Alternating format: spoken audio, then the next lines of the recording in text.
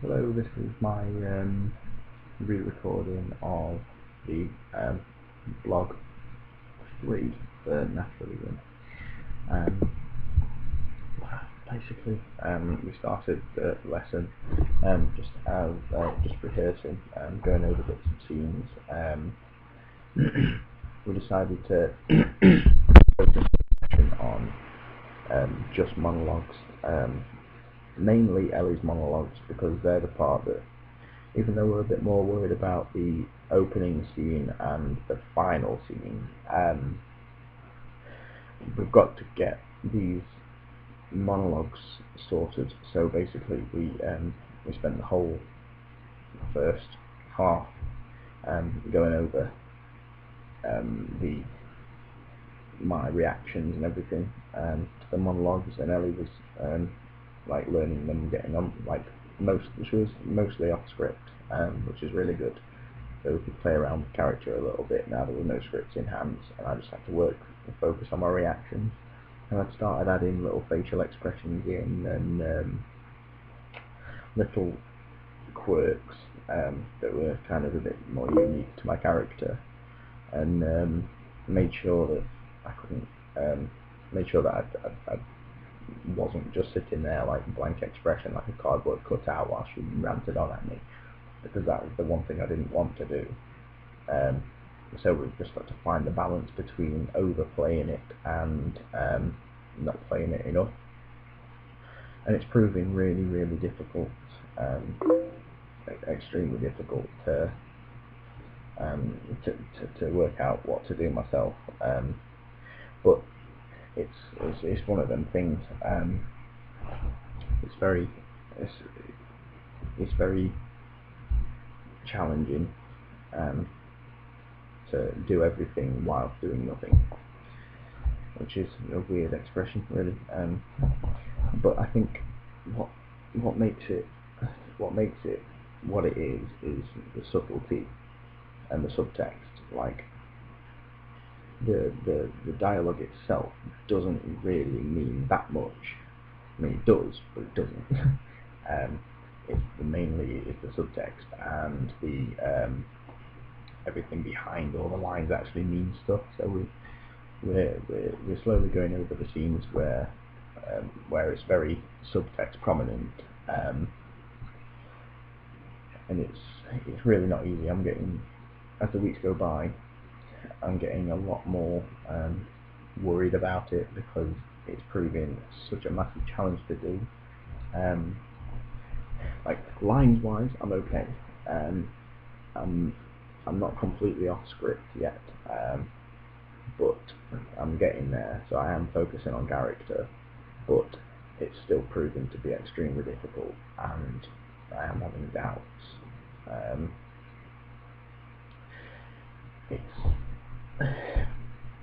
It's just one of them things that just needs to be crisp and flow, and it needs to have everything that it needs to have. It needs to be punchy, and it needs to have good pace and everything like that. But everything kind of contradicts itself. Like everything in the play contradicts. Like in our scene, it contradicts itself. Like, so you've got to be extremely subtle, but you've got to show it all. So basically, unsubtle subtlety, and you've got to do big. You've got to make every little facial expression mean something massive. So we worked on that quite a bit. And me and Ellie worked on accents and vocals. We did a little bit of a vocal warm-up and went over some accents, and spoke through the lines in a couple of different accents, just to have a little play around with different things, and possibly bring out something else in a character that we could add in to make it a little bit more rounded and 3D. I think we keep putting off this first scene, but it really does need to have some really good. It really does need to be good, but we keep putting it off because we want to like some direction. We'd really like some help with it because we don't really know where to go with it because it's so painfully cringy. And it's one scene that we both really don't want to do. I know we've got to. We are going to. Well, we're not going to try and cut it, but it's just quite, while we've not got our characters nailed, it's very, very difficult to be able to do that first scene, because we tried a little run of it, and I tried to put so much awkwardness into my character with like emotion memory that I actually felt awkward myself, and I just couldn't do it.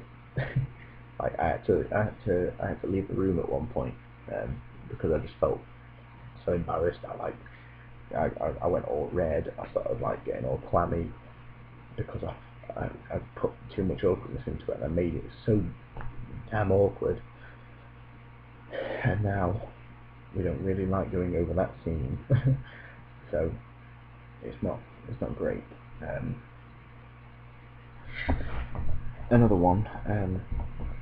Another scene is the ending scene where I kind of overpower her, and we've loosely blocked that now. We're trying different things out at the minute. It's quite hard to decide how to take it, like make it really over the top and make Graham a bit more of a dominator kind of man for this last scene, really assertive, and kind of like have that massive contrast between gawky, shy Graham and like strong, assertive, dominant, forceful man.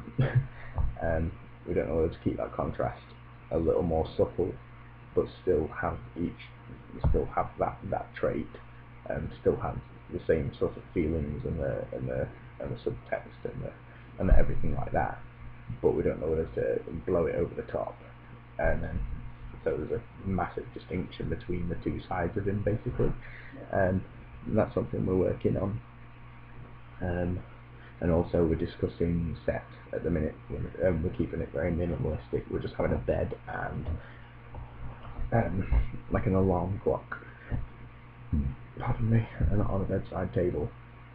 We think less is more with something like this, but we can develop it in the future weeks, leading up to the performance if we get any better ideas, but I don't think we'll need any more, because we want to focus everyone's attention on us, because of how it's written. They need to focus on our facial expressions, they need to focus on our vocals, and they need to focus how lines are said and what the lines actually do say. Because if they don't, then they won't understand it at all. It's just one of them plays where you do have to really stay focused. Move on to the next set of notes.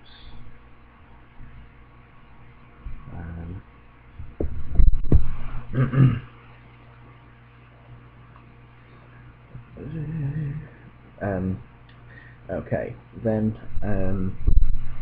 after the break we did some warm-ups with Sam. We did like vocal warm-ups, like saying A, E, I, O, U, and like getting our mouth around all the words, and like working on our diction and clarity. Basically, that helps that. And also projection and breath control, which is very, very important, especially when you're doing accents and stuff, that you're actually getting out all the words, and people can actually still understand them while you're still in that accent, which is a very helpful one.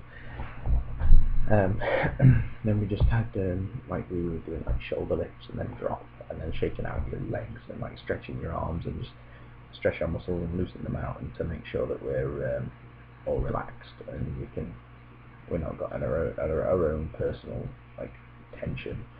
And then after that we did like an improvisation task, and I was with Eleanor and Claire, and basically we just had to, like, we was given a sheet of like situations and a starting line and a finishing line, and basically we had to improvise a scene.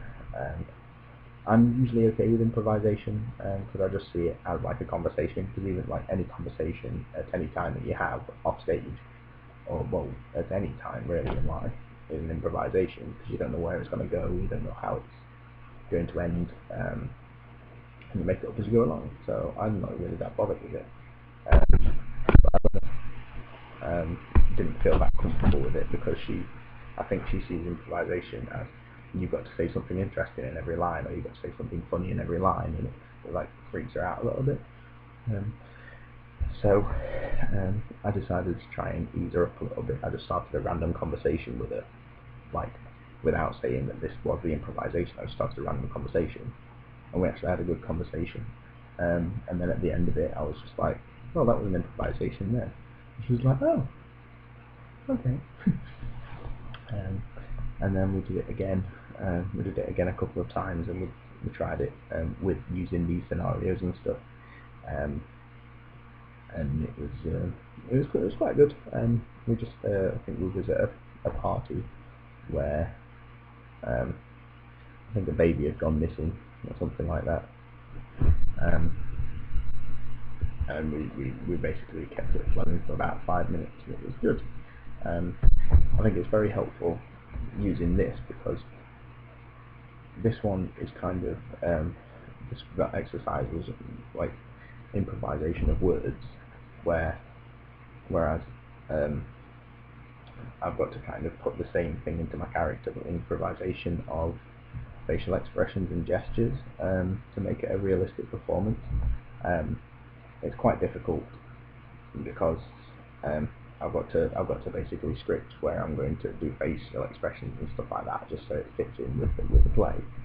But I also want it to be a lot more natural, so I feel like I'm in character. I actually feel like I am getting spoken to by that. Like, feel like I actually am Graham. So I think that's brought out. It's brought out a little bit of an extra something in myself, and I think I can put it into the character and use it, use everything I can as effectively as I can to make to make the performance as believable as possible. And that was basically why we did that exercise.